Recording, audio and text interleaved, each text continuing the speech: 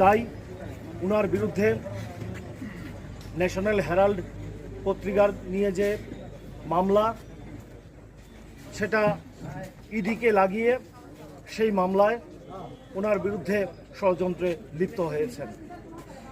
আমরা দেখেছি যখন এই ভারতের প্রধানমন্ত্রী নরেন্দ্র মোদীজি বিরোধীদের আক্রমণে, বিরোধীদের প্রশ্নমানে ভীত হয়ে যান, তখন উনি বিরোধী নেতাদের প্রতি, জাতীয় কংগ্রেসের নেতৃত্বের প্রতি উনি ইডি লাগিয়ে দেন। অন্যায়ভাবে সেই ষড়যন্ত্রে উনি লিপ্ত হন। ভারতবর্ষে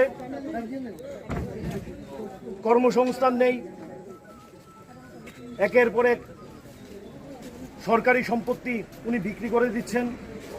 মানুষের দৃষ্টিকে ঘোরানোর জন্য উনি ইডি সাহায্য নিয়েছেন। কদিন আগে ওয়াকফ বিল উনি সংসদে পাশ করিয়েছেন।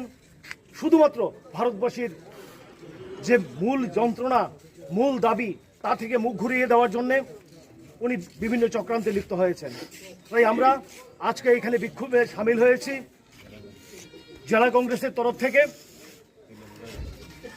এবং আমাদের পুলিশ গতিরোধ করেছেন এবং আমাদেরকে অ্যারেস্ট করে এখন থানায় এনেছেন।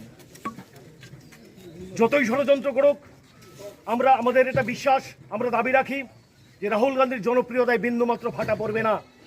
মোদি যতই চেষ্টা করুন, ভারতবর্ষের জননেতা রাহুল গান্ধীকে খাটো করা যাবে না। আমরা ভারতীয় জাতীয় কংগ্রেস সর্বদাই মাঠে ছিলাম, মাঠে আছি এবং মাঠে থাকবো শেষ রক্তবিন্দু দিয়ে। এই ভারতবাসীকে, এই ভারতের সংবিধানকে রক্ষা করার জন্য আমরা জান লড়িয়ে দেব। সবাইকে ধন্যবাদ।